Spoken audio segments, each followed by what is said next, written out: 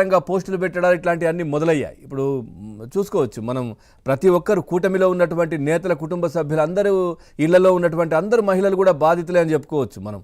ఈ సోషల్ సైకోల వల్ల ఈ ఏదైతే నీలి రౌడీలు ఉన్నారో ఈ వైసీపీ పార్టీకి సంబంధించి కావచ్చు ఇంకొద్దిమంది దీనికి సంబంధించి సో ఇంకా కూడా మళ్ళీ మొదలయ్యాయి, మళ్ళీ ఇట్లాంటివి ఉన్నాయి, వాళ్ళపైన కఠినంగా వ్యవహరిస్తామంటూ నిన్న లోకేష్ గారు చెప్పడం, తర్వాత మన హోమ్ మినిస్టర్ అనిత గారు కూడా మాట్లాడడం. సో ఎట్లా చూస్తున్నారు? సార్, ఇది మహిళలకి, రాజకీయంగా ఉన్నటువంటి మహిళలకి ఒక రకంగా రక్షణ అనే చెప్పుకోవాలి. ఎందుకంటే చాలా కేసుల్లో కానీ, చాలా విమర్శలకు కానీ, చాలా ట్రోలింగ్స్ లో కానీ ఎన్నిట్లోని కూడా బాధితులుగా ఉన్నటువంటి మహిళలుగా, అవి ఫేస్ చేసినటువంటి వ్యక్తులుగా ఆ బాధ ఎలా ఉంటుంది అనేది మాకు తెలుసు. ఇంకో విషయం ఏంటంటే రోజా గారి వ్యాఖ్యలు చూసాము, జగన్మోహన్ రెడ్డి గారి వ్యాఖ్యలు చూసాము. ఆల్రెడీ పెద్దల సుబ్బారావు గారు కానీ, సాహెబ్ గారు కానీ చెప్పి ఉన్నారు. కానీ సార్, ఇక్కడ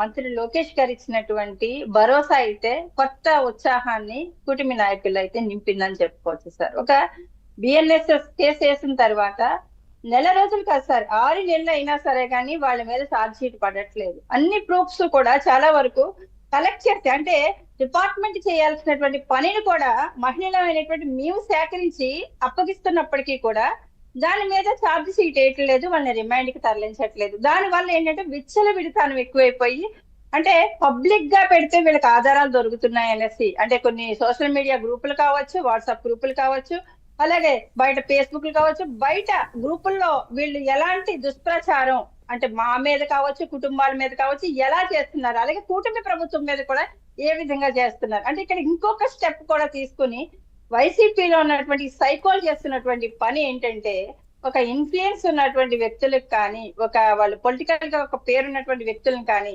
వాళ్ళని తీసుకొని వాళ్ళ మీద వాళ్ళు వ్యక్తిగతంగా వీళ్ళు కొన్ని క్రియేట్ చేసి, అంటే వాళ్ళు తప్పులు ఉన్నాయో లేదో అన్నది సెకండరీ, కానీ వీళ్ళు కొన్ని క్రియేట్ చేసి ఆ క్రియేట్ చేసినటువంటి కంటెంట్ ని వీళ్ళు పర్సనల్ గా పంపించడం, ఆయా కుటుంబాలకి పర్సనల్ గా పంపించడం, ఆయా వ్యక్తులకి, వేరే పార్టీలో ఉన్నటువంటి వ్యక్తులకి వీళ్ళ మధ్య సత్య సంబంధాన్ని దెబ్బతీయడానికి పర్సనల్ గా వీళ్ళకి పంపించడం. పర్సనల్ గా పంపిస్తే ఏముంటది సార్, పంపించినప్పుడు నిజమనే అనుకుంటారు, అది 100% అబద్ధం అయినా సరే కానీ ఒక వ్యక్తి మీద ఇదంతా ఏంటంటే, అంటే ఇళ్లలో గొడవలు పెట్టించి, అంటే వీళ్ళ ఇంటికే పరిమితం, ఈ టెన్షన్లు, తర్వాత ఇళ్లలోనే ఉండే విధంగా ఈ పాలిటిక్స్ లో ఎక్కువగా యాక్టివ్ గా లేకుండా చేయడం, ఇట్లాంటివన్నీ వీటికి సంబంధించి అనుకుంటారు.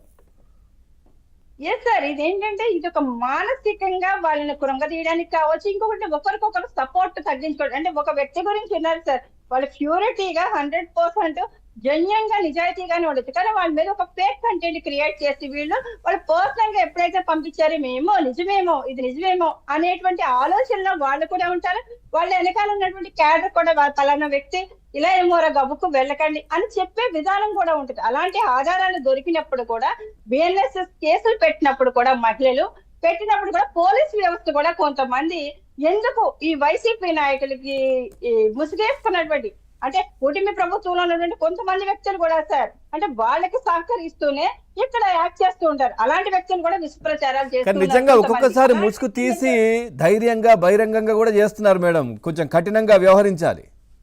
ఎస్ సార్, అది కఠినంగా ఈ రోజు వ్యవహరిస్తామని మంత్రి గారు చెప్పడం అయితే మాత్రం, నారా లోకేష్ గారు చెప్పడం అయితే మాత్రం మహిళల్లో కొత్త బలాన్ని ఇచ్చింది సార్, క్యాడర్ లో కూడా కొత్త బలాన్ని ఇచ్చింది. అలాగే నెల రోజులు తిరగకుండానే వీళ్ళ మీద ఛార్జ్ షీట్ వేస్తామని చెప్పడం కూడా నూతన ఉత్సాహాన్ని కలిగజేస్తుంది. ఒక ఫేక్ కంటెంట్ క్రియేట్ చేసి ఒక వైసీపీ సోషల్ మీడియా ఉంది సార్, సోషల్ మీడియా వాళ్ళ పార్టీ హ్యాండిల్ టిక్ మార్క్ తో ఉంటాయి, అందులో వేసిన కంటెంట్ చూడొచ్చు. ఒక గౌరవ ముఖ్యమంత్రి గారని ఉండదు, ఒక గౌరవ డిప్యూటీ సీఎం గారని ఉండదు, ఒక గౌరవ విద్యాశాఖ మంత్రి గారని ఉండదు, వీళ్ళంతా గౌరవ హోంమంత్రి గారని ఉండదు. వీళ్ళ మీద ఒక రాక్షస, వాళ్ళ కడుపులో ఏదైతే ఉందో, వాళ్ళ మైండ్ లో ఏదైతే ఉందో ఆ రాక్షస ఆనందాన్ని వీళ్ళకి ఒక రాక్షసులాగా చిత్రీకరిస్తూ వాళ్ళు అందులో ఆ పిక్స్ కూడా వేయడం, ఒక గౌరవ ముఖ్యమంత్రి గారిని కూడా ఒక సైకో విధంగా చూపించడమో, ఒక రాక్షస విధంగా చూపించడమో, అలాంటి పిక్చర్స్ కూడా వేయడం. అంటే కార్టూన్స్ అనేవి వేస్తారు, ఫోటోలు అనేవి అవి ఫన్నీగా ఉంటాయి సార్. ఏ రాజకీయ వ్యవస్థలోనూ అది ఒక ఫన్నీ వేలో తీసుకుంటారు. కానీ ఇంత క్రూయల్ గా వైసీపీ సోషల్ మీడియా చేస్తున్నప్పుడు కూడా వాటి మీద ఎందుకు మన ప్రభుత్వం కూడా యాక్షన్ తీసుకుని అయితే మాత్రం వీళ్ళు కఠినంగా శిక్షించాల్సినటువంటి అవసరం ఉంది.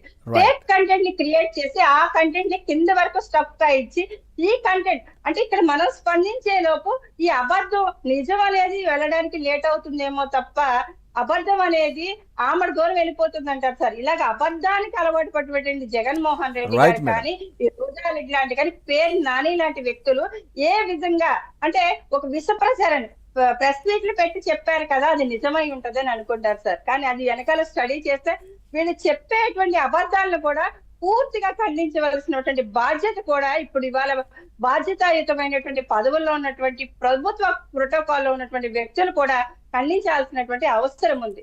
ఎందుకంటే అబద్ధం అనేది మేము ఖండిస్తున్నాం. మేము ఖండించింది ఎంత వరకు వెళ్తుందంటే మేము మీడియాలో ఖండిస్తున్నాం, బయటకనే సోషల్ మీడియాలో ఖండిస్తున్నాం. కానీ వాళ్ళ ప్రభుత్వ పదవులు అనేవి ఎవరైతే అనుభవిస్తున్నారో వాళ్ళు కూడా చాలా మంది రెస్పాండ్ అవ్వాల్సినటువంటి అవసరం అయితే ఉందని మీడియా ద్వారా చెప్తున్నాం సార్. అంటే విష ప్రచారాన్ని విషాన్ని ప్రతి కుటుంబాన్ని